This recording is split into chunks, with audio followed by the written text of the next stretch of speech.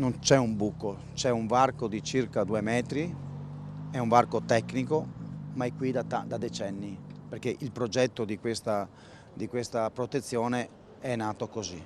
Risponde così l'assessore comunale ai trasporti all'indomani delle polemiche e delle accuse scoppiate sul buco lungo il cavalcavia, quell'interruzione da cui è precipitato l'autobus. Di fronte a un mezzo di 13 tonnellate e mezzo, che si è capito che non aveva più controllo perché non ci sono frenate e non ci sono controsterzate, non so quale barriera avrebbe bloccato una situazione del genere. Lo ha detto anche il dottor Cherchi, il bus non è uscito per 1,5 metri, è uscito un po' più avanti precipitando. Ma allora a volte mi chiedo, ed è giusto che chi fa la parte tecnica ci dia delle risposte, questo bus ha strisciato per decine di metri e si vede non è mai ceduto il guardrail. Perché non c'è una frenata? Perché non c'è una controsterzata? Io aspetterei le valutazioni della procura, ci sono telecamere, scatole nere, ci sono registrazioni.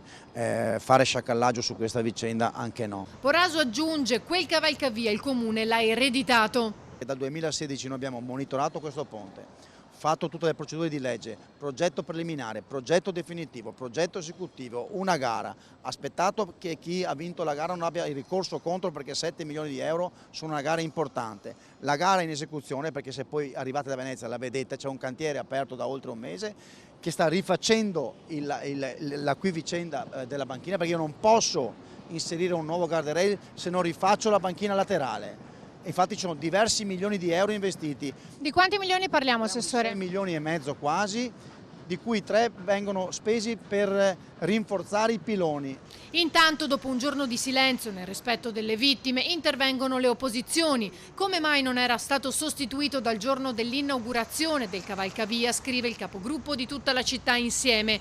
Perché le tante segnalazioni di precarietà continua non hanno trovato pronta soluzione, anche se tempo e fondi per farlo c'erano. Chi ha responsabilità, conclude Martini, deve rispondere.